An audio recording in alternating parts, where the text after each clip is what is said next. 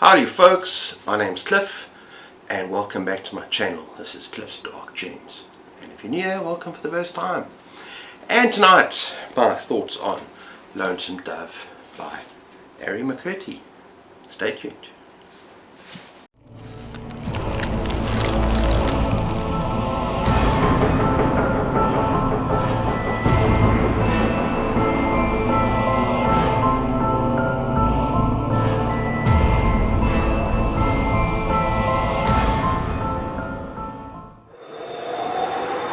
Okay everyone, so I read this book as part of June on the Range, and yeah, that's a reading event hosted by Michael K. Vaughan. Awesome channel, check him out. And it's all about reading westerns for the month. And now, as you know, I'm a horror reader, so this is something outside of my comfort zone, but I gave it a good shot with this book, and yeah, I was pleasantly surprised. Because I've read about 3 westerns before this and I didn't particularly enjoy any of them. So yeah, let's talk about the book.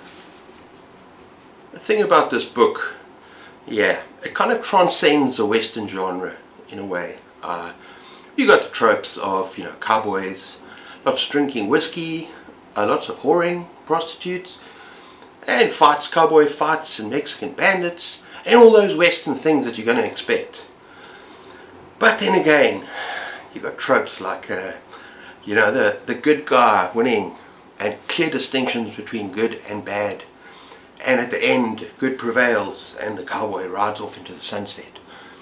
You're not going to get this in this book. It is way more complex than that. Oh, and by the way, I'm going to do like a spoiler-free and a spoiler review after this. But very briefly, I'm just going to talk generally about the book. And kind of a premise, introduction at the beginning, and then I'm going to get into some spoilers. But yeah, this is a beautiful book. I'm not giving away my rating just yet, because it did have some issues with it. But it is a stunning book. And it's really all about the human condition, in my opinion. It's about people, it's about the characters. And all these characters are so three-dimensional. That's beautiful. You kind of get really lost in the story. And you get lost in this world that is presented. Let's talk first of all about the premise. The book takes place in a little frontier town, very small town, kind of dust bowl, and it's called Lonesome Dove. And we are there at the beginning with these 2 characters, Cal and Gus, who are the heart and soul of the story. And they're ex-rangers. Cal's a captain. And yeah, they retired because all the ranging they did in the past. And oh, by the way, there's 3 other books in the series, and 2 of the books I think are prequels. So we actually get to see Cal and Gus again when they were very busy with their ranging. And that means they were protecting the settler towns from the Apaches and the Native Americans and the Mexicans. And yeah, they're very, very adept at what they do. They're very tough men. And yeah, we meet them there, and they retired. And they're basically now settled in this town, just like a dust bowl, very boring. And they're ranching cattle for their company, which is called let me just check this, the Hat Creek Cattle Ranch. Yeah, it's a boring existence, and they're not really going anywhere with their lives, which is particularly frustrating for Cal, but I'll talk about that in a minute. And then one of their the ex-rangers as well, one of the people that used to work with them, Jake, comes to town, and he proposes, puts on the idea that the grass is greener on the other side, and it might be worth their while to leave Lonesome Dove. Now, I don't think this is a spoiler. I think it may be a very minor thing, but yeah, let's do a cattle drive all the way to Montana, where the land there is richer, and they can basically settle with the cattle, make money, and live a better life. But it's a long way away. And this thought takes root, especially in Cal's mind, thinks it over, it's a brilliant idea, and so the journey begins. And I'm going to stop there. Okay, I'm going to move more into some spoiler territory now. I start off with, they kind of hit the road, or hit the trail, And they got some cowboys with them, cowhands. They got a kind of Mexican chef, or Mexican cook. I don't think there's a chef in this book. But yeah, they hit the road. And they also go with this prostitute, a woman. That's another thing. All of the characters in this book come to life. They're all three-dimensional. They have backstories. They're interesting. And this woman is wonderful. And yeah, she goes along. She falls for this one guy. But she doesn't ride with the men. But yeah, she has an important part to play in this book. And they all go off. And now, yeah, this is a journey. It's a long journey. And it's a freaking hard journey, people. I want to say one thing about this book. It is very unpredictable. You never know what's going to happen. You know, there's moments of beauty. And, you know, this landscape is gorgeous. But it's hard. And there's lots of humor in this book as well. Moments you laugh out loud. But there's also danger. And there's brutality. And there's death. Death is something that carries on in this book, throughout the book. You're going to notice it all the time. And don't get too attached to some of the characters, because kind of life is cheap in this wilderness, and death is ever present. And yeah, you can be reading the book, and you could be like about 500 pages, 600 pages in. It's a big bloody book. It took me forever to read this book. I'm going to get to that in a minute as well. But you could be about 600, even 700 pages in. And then someone dies. Your favorite character. Heartbreaking. The book is heartbreaking. Might make you cry. But it's real. It's rooted in reality. That this is a hard way of life. And this is what they had to experience. So there's no easy way out for that. And yeah, I just love the characters. As I've said, they almost become your friends. And the more you read the book, you just start to really feel kind of totally connected with these characters, and you don't want to see anything bad happen to them. Unfortunately, in this book, yeah, you can't always count on that. As Stephen King says about this book, it's about the journey and not about the destination. Oh, in fact, Stephen King, this is his favorite book. Yeah, Lonesome Dove. So if you're a horror reader and you're not sure whether you want to read this, listen to Uncle Steve. He knows best. Okay, and some of the things you're going to experience when you read this book, yeah, when they traverse the landscape, they have to do river crossings. And one of the most heartbreaking scenes is close to the beginning. Yeah, when the first character actually, yeah, and it's brutal, and it's hectic, and it's unexpected, and he's the only one, and it's about luck. He basically, yeah, he runs into something that would not normally be there, into basically a nest of, this is spoilers, people, yeah, a nest of water moccasins. They don't exist here. They're like vipers in America. They don't exist in South Africa, although we do get vipers. But they like a cottonmouth. Yeah, that's it. They're called the cottonmouth. Yeah, and they're venomous, and he runs into a whole nest, and it's just so unexpected and weird. I think he's an Irish guy. And then throughout the trail, they're going to run into storms.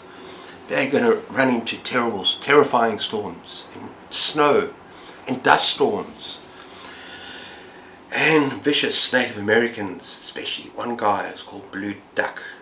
Now this guy is just evil personified, rapes, murders, just absolute villain.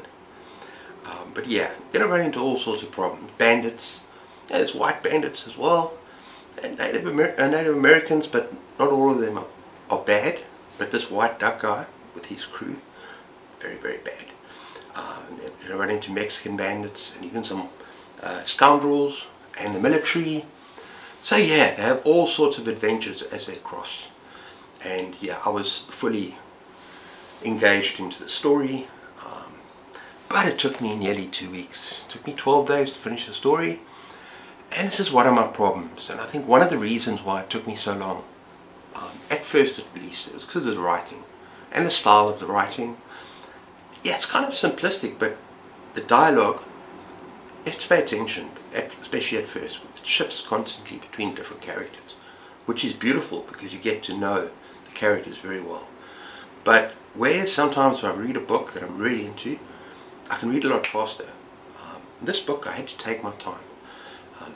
Under 900 pages, but it's totally worth it. I feel I'm never going to forget these characters. But yeah, I took my time, and let's talk about the characters a bit more. Now, most of the characters are men. It's not necessarily a bad thing. You know, there are some very strong, powerful, beautiful women that are talked about in this book, and they're three-dimensional. But yeah, most of the characters in the story are men. And as I said, the heart and soul of this book is Cull and Gus. And you couldn't get two more opposite kind of people. Although they're friends, sometimes it doesn't seem that way. Cull is like kind of a stoic. He keeps his emotions in check. He doesn't show his emotions. He's got some deep pain that he's riding with. And yeah, but he's a natural leader. So competent, but quick to temper. If there's a battle, he just doesn't hold back. There's some very violent moments with him. They were like, whoa.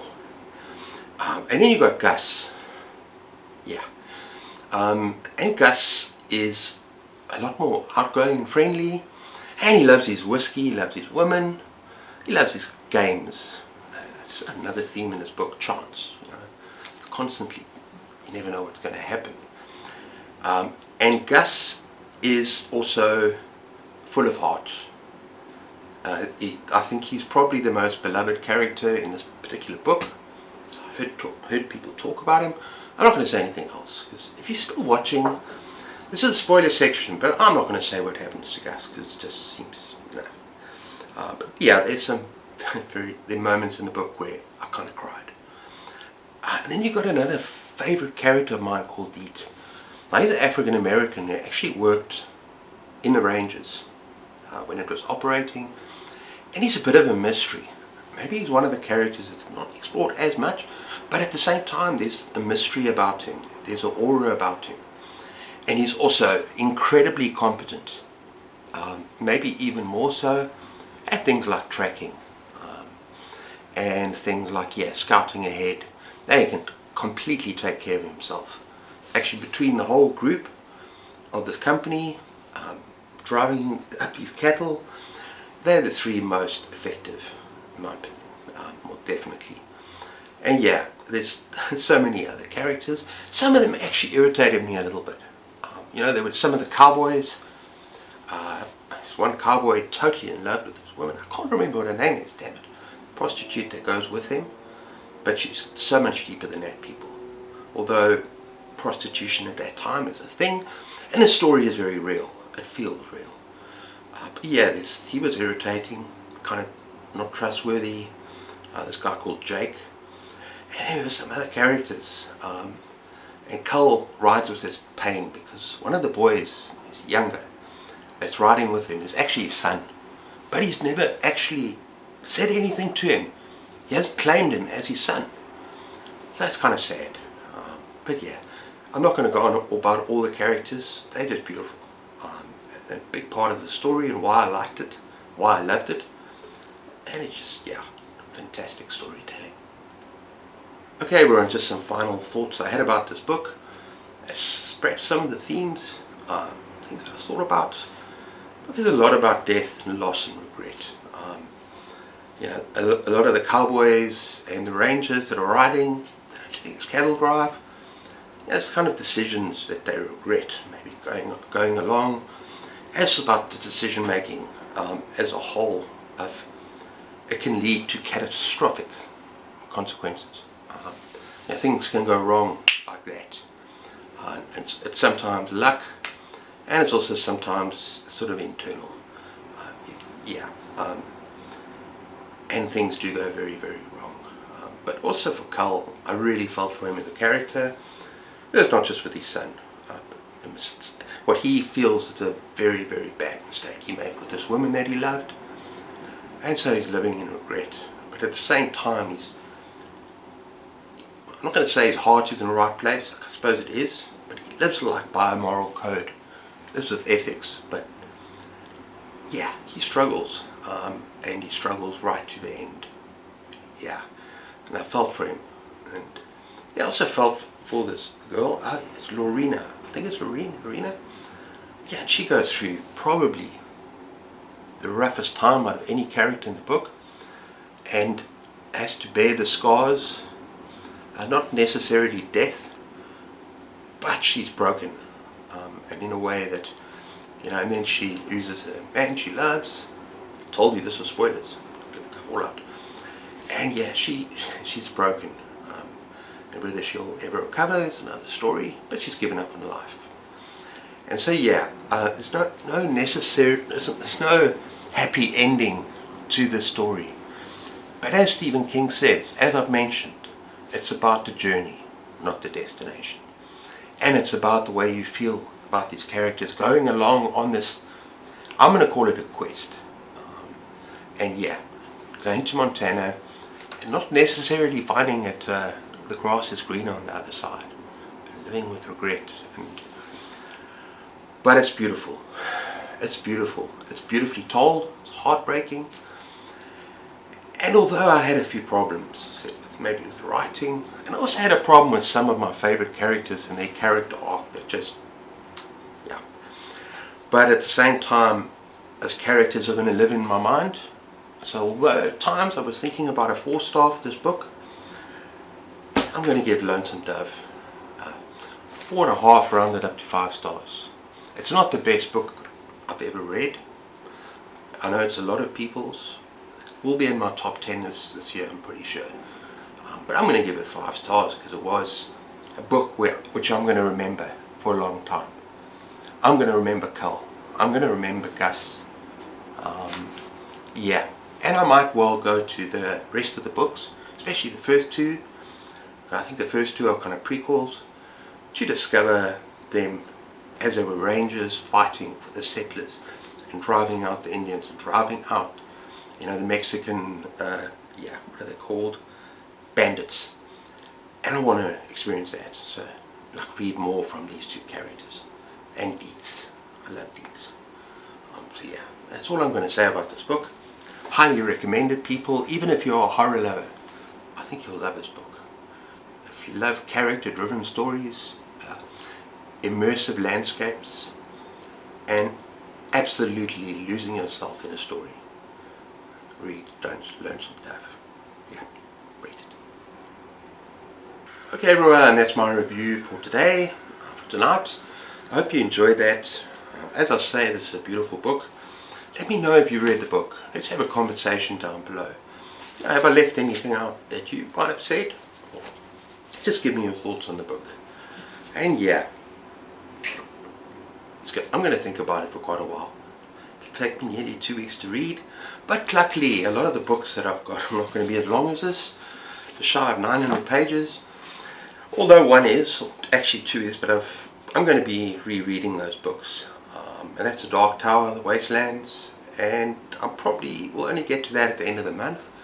But Weevil is going to happen soon, which I've read twice, and I love that book. And then there's some other books that I'm reading and are not as long. Hopefully I'll get to 5 or 6 by the end of this month. This took me forever, but it was worth it, people. But yeah, until next time, take care of yourselves, keep those pages turning, and cheers.